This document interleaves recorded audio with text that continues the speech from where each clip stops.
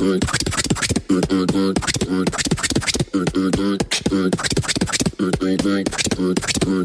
so serious?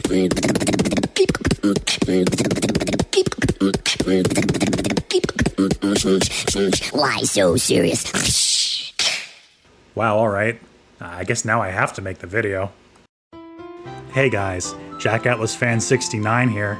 I'm currently following an obligation I made to watch Yu-Gi-Oh! 5D since I now have at least 100 subscribers.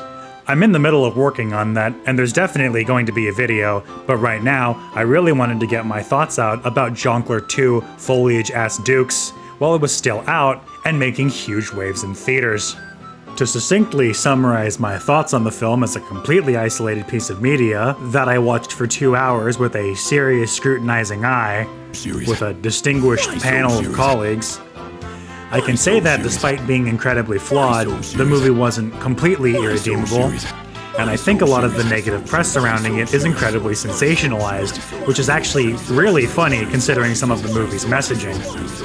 On a filmmaking level, I thought that movie was at least competent. I think they did a good job making the film's atmosphere feel really oppressive and suffocating when it needed to, but also knew how to alleviate that pressure to provide the audience with some levity.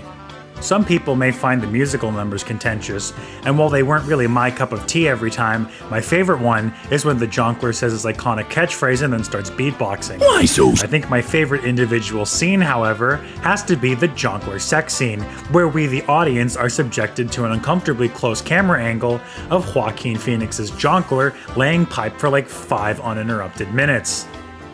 I actually laughed uncontrollably this entire scene. Maybe this was my Joker moment.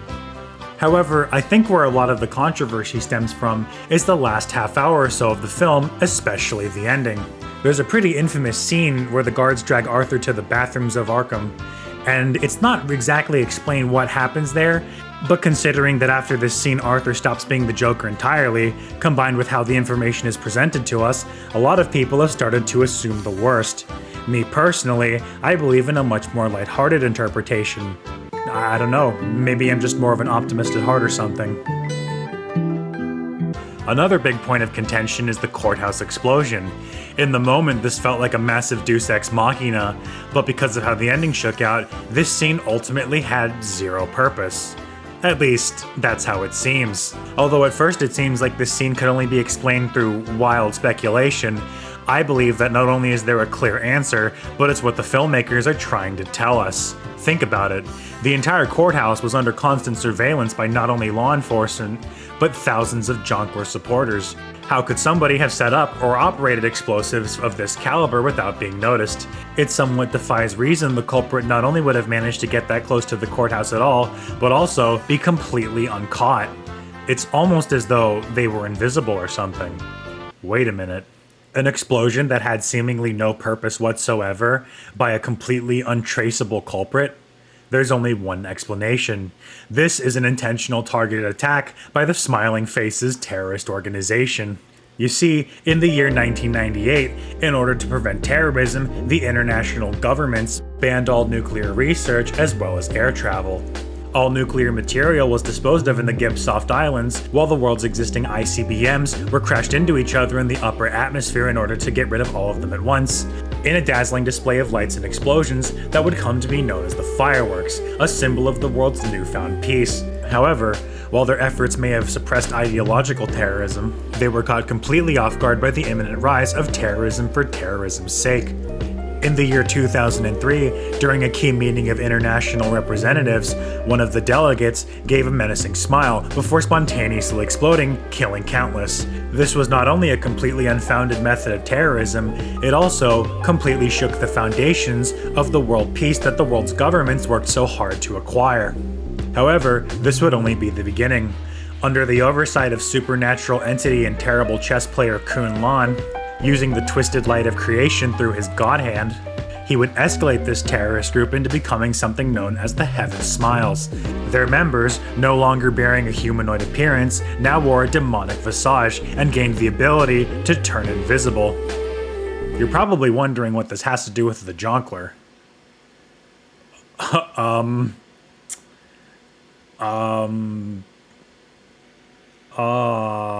Oh, look, there he is now. It's the Joker. Hey, you got a joke for us? I like the one about the guy who got what he fucking deserved.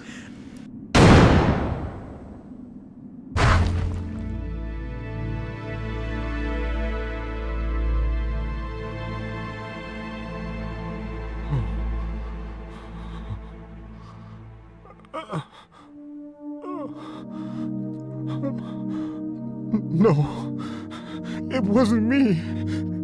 It can't be. It's all a misunderstanding.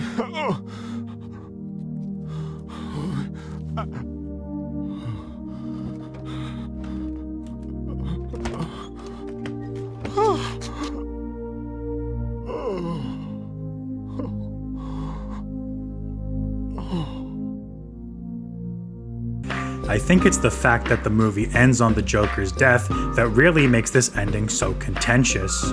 It leaves us, the audience, staring at the screen, wondering what was the purpose of all of it. Maybe this was all just a joke on us all along. Like we're the ones being punished for the unfathomable sin of actually enjoying the first movie.